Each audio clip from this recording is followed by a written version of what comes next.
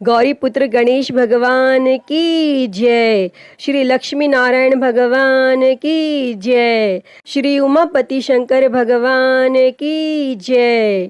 अन्नपूर्णा माता की जय। प्रिय भक्तजनों, आज हम इस वीडियो में माता अन्नपूर्णा की व्रत कथा सुनेंगे। तो आप सभी भक्तजन बड़ी ही श्रद्धा, ध्यान पूर्वक और प्रसन्नचित्त मन से माता अन्नपूर्णा की व्रत कथा को सुनिए। तो सभी प्रेम से बोलिए, माता अन्नपूर्णा की जय, सर्व देवी देवता की जय। एक समय की बात है, काशी निवासी धनंजय की पत्नी का नाम सुलक्षणा था। उसे अन्य सब सुख प्राप्त थे, केवल निर्धनता ही उसके दुख का एकमात्र कारण थी। यह दुख उसे हर समय सताता रहता था। एक दिन सुलक्षणा अपने पति से बोली, स्वामी, आप कुछ उद्यम करो तो काम चले। इस प्रकार कब तक काम चलेगा? तब सुलक्षणा की बात धनंजय के मन में बैठ गई और वह उसी दिन विश्वनाथ शंकर जी को प्रसन्न करने के लिए बैठ गया और कहने लगा, हे देवाधिदेव विश्वेश्वर, मुझे पूजा पाठ कुछ आता नहीं है, केवल आपके भरोसे बैठा हूँ। और इतनी विनती करके वह 2-3 दिन भूखा प्यासा बैठा रहा और यह देखकर भगवान शंकर ने उसके कान में अन्नपूर्णा अन्नपूर्णा अन्नपूर्णा इस प्रकार 3 बार कहा। और यह कौन क्या कह गया? और इसी सोच में धनंजय पड़ गया कि मंदिर से आते ब्राह्मणों को देखकर पूछने लगा, पंडित जी, अन्नपूर्णा कौन है? तब ब्राह्मणों ने कहा, तू अन्न छोड़ बैठा है, सो तुझे अन्न की ही बात सूझती है। जा घर जाकर अन्न ग्रहण कर। तब धनंजय घर गया और स्त्री से सारी बात कही। तब वह बोली, नाथ, चिंता मत करो, स्वयं शंकर जी ने यह मंत्र दिया है, वे स्वयं ही खुलासा करेंगे। आप फिर जाकर उनकी आराधना करो। तब धनंजय फिर जैसा का तैसा पूजा में बैठ गया। रात्रि में शंकर जी ने आज्ञा दी और कहा, तू पूर्व दिशा में चला जा। और वह अन्नपूर्णा का नाम जपता जाता और रास्ते में फल खाता, झरनों का पानी पीता जाता। और इस प्रकार वह कितने ही दिनों तक चलता गया और वहां से उसे चांदी सी चमकती वन की शोभा देखने में आई, सुंदर सरोवर देखने में आया। उसके किनारे कितनी ही अप्सराएं झुंड बनाए बैठी थी, एक कथा सुनती और सब मिलकर माँ अन्नपूर्णा इस प्रकार बार बार कहती थी। और यह अगहन मास की उजेली रात्रि थी और आज से ही व्रत का आरंभ था। और जिस शब्द की खोज करने वह निकला था, वह उसे वहां सुनने को मिला। तब धनंजय ने उनके पास जाकर पूछा, हे देवियों, आप यह क्या करती हो? तब उन सब ने कहा, हम सब माँ अन्नपूर्णा का व्रत करती हैं। तब धनंजय ने पूछा, व्रत पूजा करने से क्या होता है? यह किसी ने किया भी है? इसे कब किया जाए? कैसा व्रत है ये और कैसी विधि है? मुझे भी विस्तार से बतलाओ। तब वे कहने लगी, इस व्रत को सब कोई कर सकते हैं। 21 दिन तक के लिए 21 गांठ का सूत लेना चाहिए। 21 दिन यदि न बने तो एक दिन उपवास करें।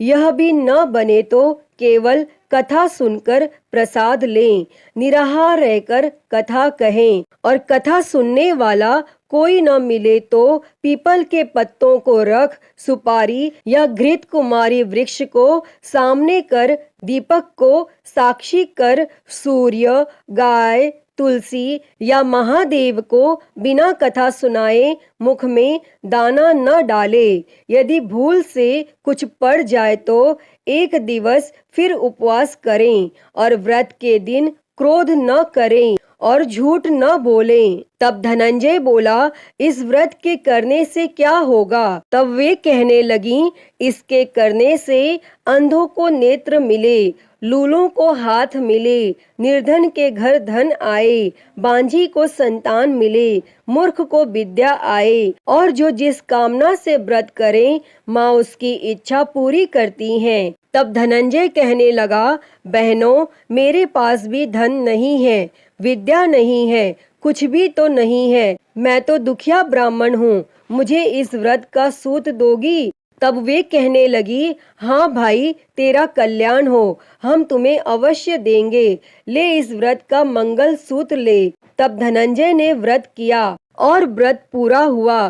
तभी सरोवर में से 21 खंड की स्वर्ण सीढ़ी हीरा मोती जड़ी हुई प्रकट हुई। तब धनंजय जय अन्नपूर्णा कहता जाता था और इस प्रकार कितनी ही सीढ़ियां उतर गया तो क्या देखता है कि करोड़ों सूर्य से प्रकाशमान माता अन्नपूर्णा का मंदिर है। उसके सामने स्वर्ण सिंहासन पर माता अन्नपूर्णा विराजमान है। सामने भिक्षा हेतु शंकर भगवान खड़े हैं। देवांगनाएं चंवर डुलाती हैं, कितनी ही हथियार बांधे पहरा देती हैं। तब धनंजय दौड़कर जगदम्बा के चरणों में गिर गया। तब देवी उसके मन का कलेश जान गई और धनंजय कहने लगा, माता, आप तो अंतर्यामिनी हो, आपको अपनी दशा क्या बताऊं? तब माता बोली, मेरा व्रत किया है, जा संसार तेरा सत्कार करेगा। तब माता ने धनंजय की जीवा पर बीज मंत्र लिख दिया और अब तो उसके रोम रोम में विद्या प्रकट हो गई। इतने में क्या देखता है कि वह काशी विश्वनाथ के मंदिर में खड़ा है और माँ का वरदान ले धनंजय घर आया और सुलक्षणा से सब बात कही और माता जी की कृपा से उसके घर में संपत्ति उमड़ने लगी और छोटा सा घर बहुत बड़ा गिना जाने लगा। जैसे शहद के छत्ते में मक्खियां जमा होती हैं और उसी प्रकार अनेक सगे संबंधी आकर उसकी बड़ाई करने लगे और कहने लगे, इतना धन और इतना बड़ा घर, लेकिन सुंदर संतान नहीं तो इस कमाई का कौन भोग करेगा? क्योंकि सुलक्षणा से संतान नहीं है, इसीलिए तुम दूसरा विवाह करो। तब अनिच्छा होते हुए भी धनंजय को दूसरा विवाह करना पड़ा और सती सुलक्षणा को सौत का दुख उठाना पड़ा। इस प्रकार दिन बीतते गए। फिर अघन मास आया। तब नए बंधन से बंधे पति से सुलक्षणा ने कहलाया कि हम व्रत के प्रभाव से सुखी हुए हैं, इस कारण यह व्रत छोड़ना नहीं चाहिए और यह माता जी का प्रताप है जो हम इतने संपन्न और सुखी हैं। और तब सुलक्षणा की बात सुन धनंजय उसके यहाँ आया और व्रत में बैठ गया। तब नई बहू को इस व्रत की खबर नहीं थी और वह धनंजय के आने की राह देख रही थी। तब दिन बीतते गए और व्रत पूर्ण होने में 3 दिवस बाकी थे कि नई बहू को खबर पड़ी और उसके मन में ईर्ष्या की ज्वाला दहकने लगी थी और वह सुलक्षणा के घर आ पहुंची और उसने वहां भगदड़ मचा दी। तब वह धनंजय को अपने साथ ले गई। तब नए घर में धनंजय को थोड़ी देर के लिए निद्रा ने आ दबाया और इसी समय नई बहू ने उसके व्रत का सूत तोड़कर आग में फेंक दिया। अब तो माता जी का कोप जाग गया और घर में अकस्मात आग लग गई, सब कुछ जलकर खाक हो गया। तब सुलक्षणा जान गई और पति को फिर अपने घर ले आई। तब नई बहू रूठ कर पिता के घर जा बैठी और पति को परमेश्वर मानने वाली सुलक्षणा बोली, हे नाथ, घबराना नहीं, माता जी की कृपा अलौकिक है। पुत्र कुपुत्र हो जाता है पर माता कुमाता नहीं होती। अब आप श्रद्धा और भक्ति से आराधना शुरू करो, वे जरूर हमारा कल्याण करेंगी। तब धनंजय फिर माता के पीछे पड़ गया। फिर वहीं सरोवर पर सीढ़ी प्रकट हुई और उसमें माँ अन्नपूर्णा कहकर वह उतर गया और वहां जा माता जी के चरणों में रुदन करने लगा। तब माता प्रसन्न हो बोली, यह मेरी स्वर्ण की मूर्ति ले, उसकी पूजा करना, तू फिर सुखी हो जाएगा।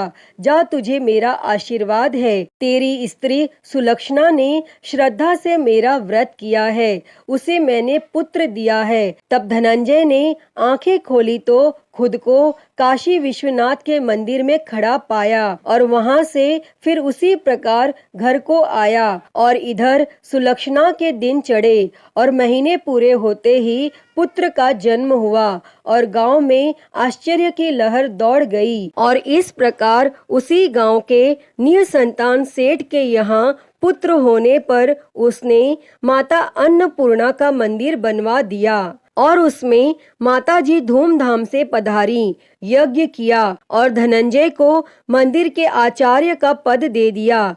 जीविका के लिए मंदिर की दक्षिणा और रहने के लिए बड़ा सुंदर सा भवन दिया। तब धनंजय स्त्री और पुत्र सहित वहां रहने लगा और माताजी के चढ़ावे में भरपूर आमदनी होने लगी। और उधर नई बहू के पिता के घर डाका पड़ा, सब लूट गया। वे भीख मांगकर पेट भरने लगे। और जब सुलक्षणा ने यह सुना तो उन्हें बुलावा भेजा और उन्हें अलग घर में रख लिया और उनके अन्न और वस्त्र का प्रबंध कर दिया। तब धनंजय, सुलक्षणा और उसका पुत्र माताजी की कृपा से आनंद से रहने लगे। अतः ही माता अन्नपूर्णा, जैसे आपने धनंजय और सुलक्षणा के भंडार भरे, वैसे ही इस कथा को कहते, सुनते और हुंकारा भरते सबके भंडार भरना। सभी के जीवन से गरीबी दूर कर उनके जीवन में धन संपत्ति और सुख समृद्धि देना। तो सभी प्रेम से बोलिए, माता अन्नपूर्णा की जय। प्रिय भक्तजनों, तो मैं उम्मीद करती हूँ कि आपको आज की यह कथा पसंद आई होगी और अगर वीडियो अच्छी लगी हो तो इसे लाइक करें, ज़्यादा से ज़्यादा शेयर करें और कमेंट बॉक्स में माँ अन्नपूर्णा की जय लिखना ना भूलें। और महाकाल भक्ति ज्ञान चैनल को सब्सक्राइब कर नोटिफिकेशन बेल को ज़रूर ऑन कर लें। हर हर महादेव। धन्यवाद।